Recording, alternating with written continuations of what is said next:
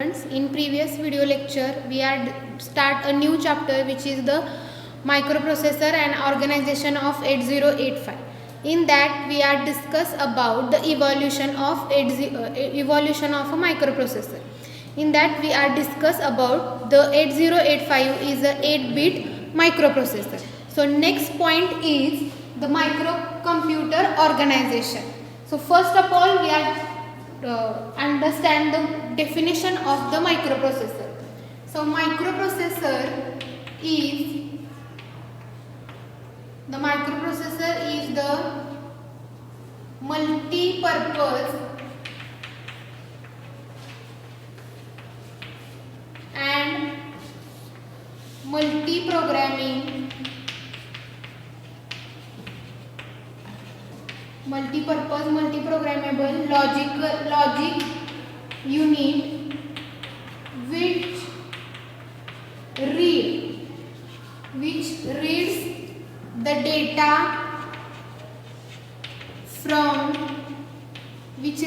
data from memory and perform on it and provide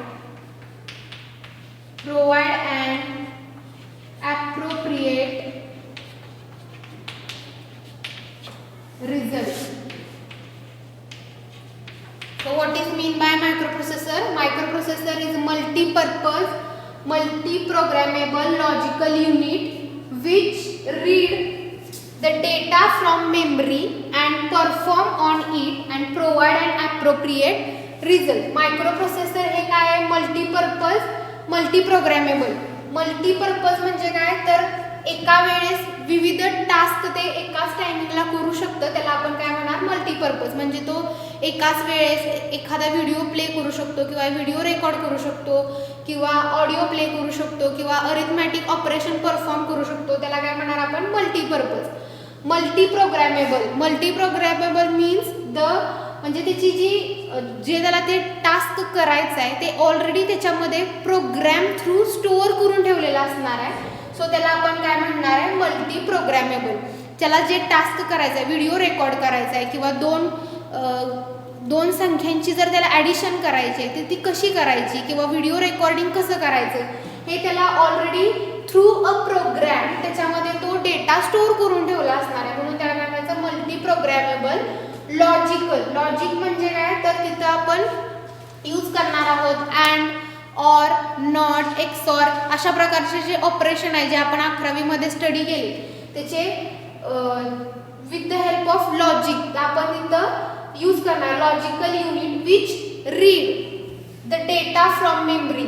मग हे जो मायक्रोप्रोसेसर आहे तो काय करतो तर तुमची जो डेटा आहे मेमरीमध्ये स्टोअर केलेला तो डेटा तो काय करतो तो रीड करतो की त्याला काय नेक्स्ट इन्स्ट्रक्शन काय सांगितले तर तो डेटा रीड करतो. सपोज जर त्याला नेक्स्ट इन्स्ट्रक्शन असेल की 2 संख्यांची त्याला ॲडिशन करायची, ती ॲडिशन जी त्याला इन्स्ट्रक्शन आले ते कशामध्ये स्टोअर असणार आहे मेमरीमध्ये स्टोअर असणार आहे. मग ते जे इन्स्ट्रक्शन आहे तो रीड करतो आणि त्याच्यानंतर काय करतो तर त्याच्यावरती परफॉर्म करतो. म्हणजे दोन संख्यांची जी ॲडिशन करायची आहे त्याच्यावरती तो परफॉर्म करतो आणि त्याचा जो रिझल्ट आहे तो रिझल्ट आपल्याला तो ॲज अ आउटपुटवरती डिस्प्ले करतो. So microprocessor is a multipurpose multi-programmable logical unit which read the data from memory and perform on it and provide an appropriate result. This is nothing but a microprocessor. So microprocessor is nothing but a CPU. CPU म्हणजे जो आपल्याला काळा box दिसतो त्याला आपण CPU म्हणत नाही, त्याच्या आतमध्ये जे मदरबोर्ड्स किंवा हार्डवेअर्स असतात त्याला आपण काय म्हणतो ॲक्च्युअल CPU.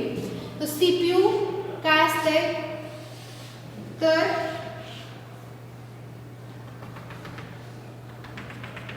CPU कॉम्बिनेशन असते ALU, register and control unit. CPU किंवा आपण काय म्हणणार याला मायक्रोप्रोसेसर. CPU किंवा मायक्रोप्रोसेसर काय असते त्याच्यामध्ये ALU arithmetic and logical unit, register and a control unit. त्याच्यानंतर जो आपला मायक्रो प्रोसेसर काय करतो तर आपण त्याला कुठली तरी एक इन्स्ट्रक्शन दिल्यानंतर त्याच्यावरती तो परफॉर्म करतो. मग त्याच्यासाठी काहीतरी इन्स्ट्रक्शन द्यायला पाहिजे आणि तो त्याच्या दिलेल्या इन्स्ट्रक्शनचा रिझल्ट कुठं तर आपल्याला शो झाला पाहिजे. त्यासाठी आपल्याला काय यूज करणार आहे IO device, input output device. आणि जो डेटा तो प्रोव्हाइड करणार आहे त्याची काहीतरी त्याचा जो इन्स्ट्रक्शन आहे किंवा काहीतरी डेटा स्टोअर करून ठेवणार. मग डेटा स्टोरेजसाठी आपण काय यूज करतो मेमरी. आणि याच्यामध्ये म्हणजे इनपुट आउटपुट डिव्हाइसमध्ये मेमरीमध्ये सीपीयूमध्ये डेटा ट्रान्समिट करण्यासाठी काय यूज केलं जातात तर सिस्टीम बस. सिस्टीम बस.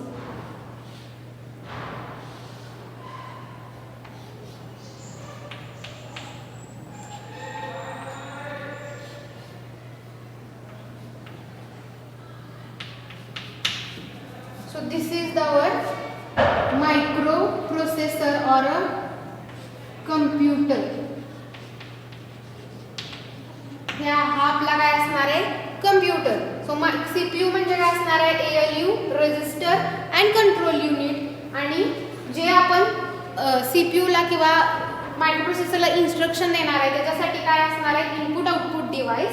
आणि डेटा स्टोअर करण्यासाठी काय असणार आहे तर मेमरीज असणार आहे. आणि याच्यामध्ये डेटा फ्लो करण्यासाठी मायक्रोप्रोसेसर इनपुट आउटपुट डिव्हाइस आणि मेमरीमध्ये डेटा फ्लो करण्यासाठी काय यूज करणार आहात तर सिस्टीम बस. तर आपण वन बाय वन हे सगळे जे आहे ते आपण स्टडी करूया. First ALU. ALUचा फुल फॉर्म काय अरिथमॅटिक अँड लॉजिकल युनिट.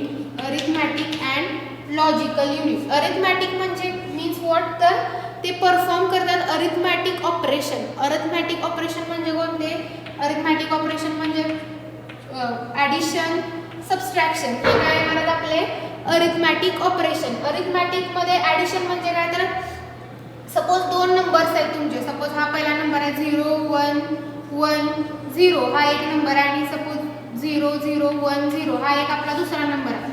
तर आपल्याला माहित आहे कम्प्युटर फक्त कुठला डेटा अंडरस्टँड करू शकतो बायनरी डेटा. सो तो ॲडिशन करताना काय करणार या दोन नंबरची ॲडिशन करणार. 0 + 0 0 1 + 1 सम 0 कॅरी 1. त्याच्यानंतर काय होणार 1 + 1 आणि प्लस 0 तर काय होणार सम 0 कॅरी 1. आणि याची ही काय होणार याची ही ॲडिशन होणार. या पद्धतीनं ॲडिशन केली जाते. आणि सबस्ट्रॅक्शनमध्ये काय यूज करणार तर ALU मध्ये आपण for subtraction two's complement method by subtraction by two's complement method ही अरिथमॅटिकमध्ये यूज केली जाते. आणि लॉजिकल युनिट. लॉजिकल म्हणजे काय तर and gate and or not and XOR gate हे यूज केले जातात for a logical operation. So ALU म्हणजे काय तर combination of arithmetic and logical unit. Arithmetic म्हणजे काय होतं तर ॲडिशन केली जाते. Addition and subtraction. For addition जे नॉर्मल रूल्स आहेत ॲडिशनचे ते यूज केले जातात. आणि सबस्ट्रॅक्शनसाठी जे आहे तर टूज कॉम्प्लिमेंट मेथड यूज केली जाते. जे आपण 11वीमध्ये शिकलेले आहे की two's complement binary subtraction by two's complement method. त्या मेथडनुसार सबस्ट्रॅक्शन केली जाते. लॉजिकल युनिट म्हणजे काय तर जे लॉजिक गेट्स आपण परत 11वीमध्ये शिकलेलो आहोत. And gate or gate not gate XOR gate या गेट यूज करून आपण काय करणार लॉजिकल ऑपरेशन परफॉर्म करणार. त्याच्यानंतर पुढचं आहे रजिस्टर.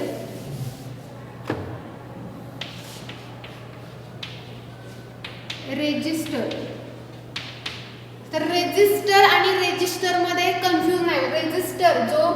रेजिस्टर कशासाठी यूज केला जातो तर to oppose the flow of current. सर्किटमधल्या करंटला जर अपोज करायचा असेल तर तिथं रेजिस्टर यूज केला जातो. तर रेजिस्टर कशासाठी यूज केला जातो तर register is a temporary storage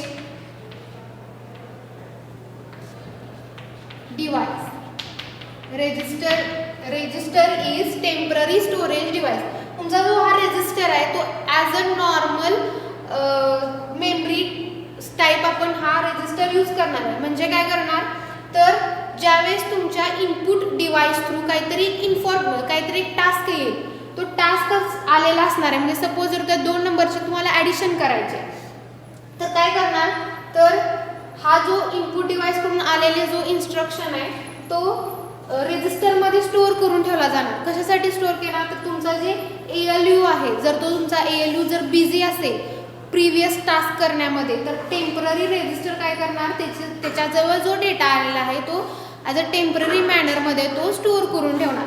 किंवा ALUनं त्याला ALUचा ऑपरेशन परफॉर्म करून झाले आणि त्याचा जो रिझल्ट आहे तो रिझल्ट काय करणार आपण रजिस्टरमध्ये टेम्पररी स्टोअर करून ठेवणार.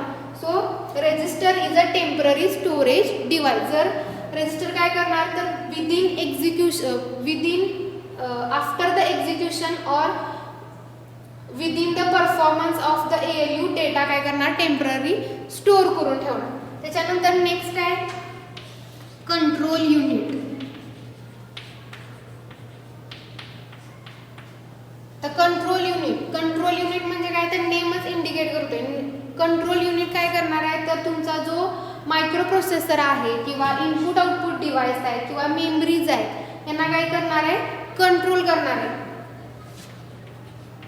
Control unit control the microprocessor memory and input output device.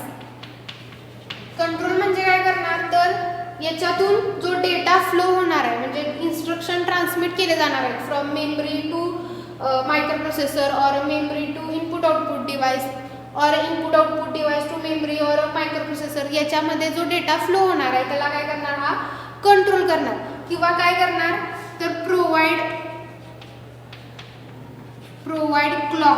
Clock म्हणजे काय करणार तर एक प्रकारचं कुठल्याही टास्कला तो काय करणार टाइम प्रोव्हाइड करणार. सपोज जर 2 नंबरची ॲडिशन करायचे त्याच्यासाठी तो एक प्रकारचं काय करणार तर एक क्लॉक प्रोव्हाइड करणार और अ टाइम प्रोव्हाइड करणार की एवढ्या टाईममध्ये हा टास्क कंप्लीट झाला पाहिजे. यासाठी कंट्रोल युनिट काय करणार एक प्रकारचं क्लॉक और अ टाइम प्रोव्हाइड करणार. सो कंट्रोल युनिट काय करते तर control unit control the microprocessor और अ CPU मेमरी और and a input output device. म्हणजे काय करणार आहे तर मेमरीमध्ये इनपुट आउटपुट डिव्हाइसमध्ये किंवा जो आपला CPU आहे याच्यामध्ये जो डेटा फ्लो होणार आहे त्याला काय करणार तो कंट्रोल करणार आहे. किंवा काय करणार it provide a clock provide करणार आहे. कशासाठी तर कुठलाही एखादा टास्क चालू असेल तर त्याच्यासाठी पर्टिक्युलर टाइम प्रोव्हाइड करून देणार. सो हे काय आहे आपलं मायक्रोप्रोसेसर और कम्प्युटर. त्याच्यामध्ये पहिलं काय आहे ALU म्हणजे काय अरिथमॅटिक अँड लॉजिकल युनिट. अरिथमॅटिकमध्ये काय होणार तर अरिथमॅटिक ऑपरेशन परफॉर्म केलं जाणार प्लस ॲडिशन और subtraction. For subtraction they are using a subtraction by the two's complement method. And logical युनिटमध्ये जे बेसिक गेट्स आहेत and or not XOR gate हे यूज केले जाणार इन अ लॉजिकल युनिटमध्ये. रजिस्टर म्हणजे काय तर एक टेम्पररी स्टोरेज डिव्हाइस आहे. टेम्पररी स्टोरेज डिव्हाइस किंवा टेम्पररी स्टोअर करून ठेवणार तो जे काही इन्फॉर्मेशन त्याच्याजवळ येणार आहे तो काय करणार टेम्पररी स्टोअर करून ठेवणार. कशासाठी तर तुमचा जो ALU जर प्रिव्हियस टास्कमध्ये बिझी असेल किंवा त्याचा टास्क परफॉर्म करून झालेला आहे आणि रिझल्ट स्टोअर करण्यासाठी आपण काय यूज करणार आहे रजिस्टर.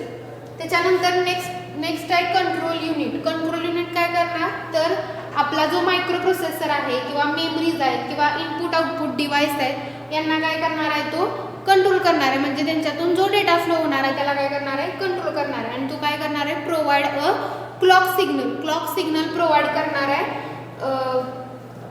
ALUला किंवा रजिस्टरला. त्याच्यानंतर नेक्स्ट आहे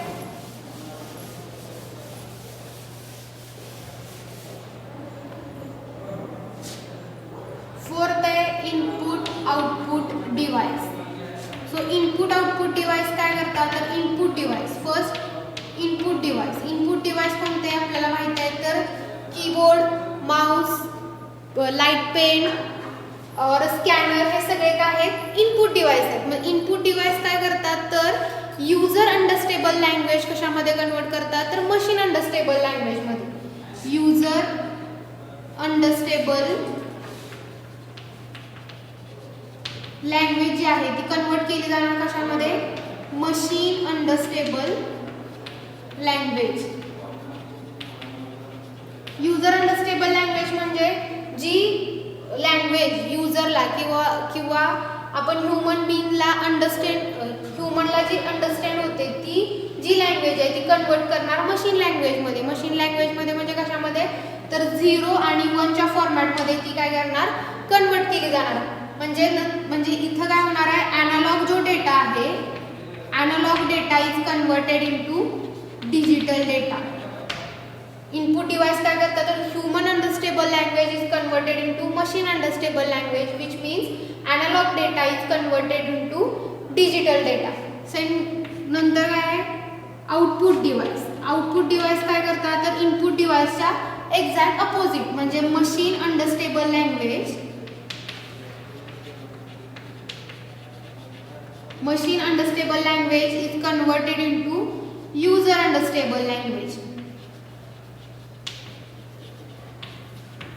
सपोज तुमच्या मशीननं 2 नंबरची ॲडिशन केली आहे आणि त्याचा काहीतरी एक रिझल्ट आला. तो रिझल्ट आपल्याला डिस्प्ले करायचा आहे आणि तो 0 आणि 1च्या फॉर्मॅटमध्ये. तर तो 0 आणि 1च्या फॉर्मॅटमध्ये असेल तर तो जो युजर असणार आहे त्याला तो 0 आणि 1 मध्ये अंडरस्टेबल होणार नाही. मग त्याच्यासाठी काय करणार मशीन अंडरस्टेबल लँग्वेज असणार आहे 0 आणि 1 त्याची तो कन्वर्ट केला जाणार युजर अंडरस्टेबल लँग्वेजमध्ये. म्हणजेच काय होणार तर digital data is converted into a analogue data. So output device काय करतात तर machine understandable language is converted into user understandable language which means digital data is converted into a analogue data. त्याच्यानंतर next point आहे memory. So memory म्हणजे इथं आपण consider करायचे आहे प्रायमरी मेमरी. प्रायमरी मेमरी म्हणजे आपण इथं हार्ड डिस्क फ्लॉपी डिस्क हे किंवा पेन ड्राईव्ह हे सगळे कन्सिडर नाही करायचे. याच्यामध्ये आपण प्रायमरी मेमरी कन्सिडर करायचे म्हणजे रॉम आणि रॅम जी आहे मेमरी ही कसली येणार आहे प्रायमरी मेमरी हे आपण इथं कन्सिडर करायचं. मग मेमरी म्हणजे मेमरी काय करते तर तुमचा जो तुमची जी रिझल्ट आलेला आहे किंवा एखादी जो प्रोग्रॅम जो आहे तो तुम्ही स्टोअर करून ठेवणार आहे. तो कशामध्ये स्टोअर करून ठेवणार तर मेमरीमध्ये स्टोअर करून ठेवणार. किंवा जो रिझल्ट तुमच्या ALUनं जो परफॉर्म केला आहे तो रिझल्ट कुठं स्टोअर करून ठेवणार मेमरीमध्ये स्टोअर करून ठेवणार. किंवा तुमचं जे आउटपुट डिव्हाइस आहे तुमच्या ALUनं कुठला तरी एक टास्क परफॉर्म केला आहे आणि तुमचा जे आउटपुट डिव्हाइस आहे ती बिझी आहे प्रिव्हियस वर्क करण्यामध्ये. सो टेम्पररी मॅनरमध्ये तो डेटा कुठं स्टोअर केला जाणार आहे मेमरीमध्ये किंवा फर्दर यूजसाठी तुमचा जो डेटा असणार आहे तो स्टोअर करून ठेवला जाणार आहे मेमरीमध्ये. सो मेमरीमध्ये परत 2 प्रकारच्या मेमरी असतात program memory and data memory. So program memory म्हणजे काय तर ॲक्च्युअल जो प्रोग्रॅम असणार आहे किंवा ॲक्च्युअल जो इन्फॉर्मेशन असणार आहे ती कुठं असणार आहे प्रोग्रॅम मेमरीमध्ये. ॲक्च्युअल इन्फॉर्मेशन ती जी असणार आहे ही कुठं स्टोअर करून ठेवली असणार आहे प्रोग्रॅम मेमरीमध्ये. डेटा मेमरी म्हणजे काय असणार आहे तर तुमचा जो डेटा आहे टेम्पररी मॅनरमध्ये जो डेटा आहे तो कशामध्ये स्टोअर करून ठेवला गेला असणार आहे डेटा मेमरीमध्ये. परमनंट किंवा ॲक्च्युअल किंवा प्रोग्रॅम जो आहे जे इन्स्ट्रक्शन्स आहेत ते कशामध्ये स्टोअर करून ठेवले जाणार आहेत प्रोग्रॅम मेमरीमध्ये. आणि डेटा मेमरीमध्ये जो टेम्पररी डेटा आहे तो स्टोअर करून ठेवला गेला असणार आहे डेटा मेमरीमध्ये.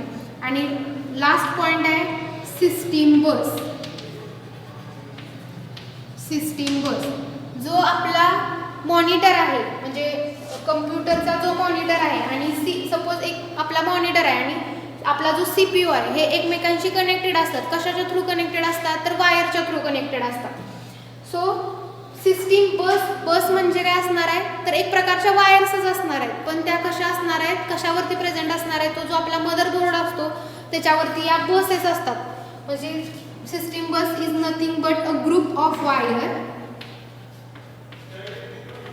System bus is nothing but a group of wire which carry the bits. System bus is the group of wire which carry the bits.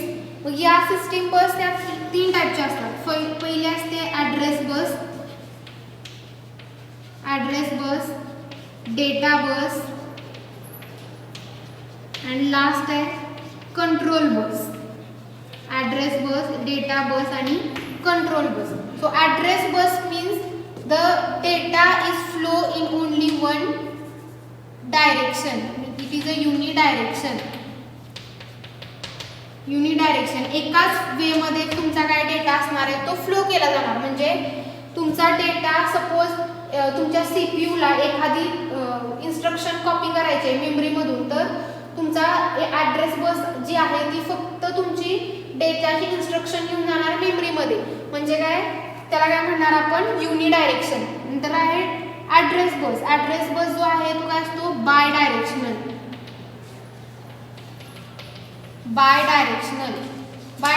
म्हणजे काय, तर परत आपल्या CPU ला डेटा कॉपी करायचा आहे मेमरीमधला. जर आपल्याला डेटा कॉपी करायचा असेल तर तो काय करणार, सिस्टीम ॲड्रेस बस थ्रू काय करणार, तो जो इन्स्ट्रक्शन कॉपी करायचे त्याचं जी इन्स्ट्रक्शन आहे ती घेऊन जाणार मेमरीमधून. त्याचा जो ॲक्च्युअल इन्फॉर्मेशन असेल ती परत पाठीमागे घेऊन येणार CPU मध्ये. म्हणजे दोन्ही डायरेक्शनमध्ये तो काय करणार, वर्क करणार. म्हणून त्याला काय म्हणणार आपण, बाय डायरेक्शनल. आणि कंट्रोल बस म्हणजे काय असते, तर ॲड्रेस बस आणि डेटा बसला जो बस कंट्रोल करतो फॉर अ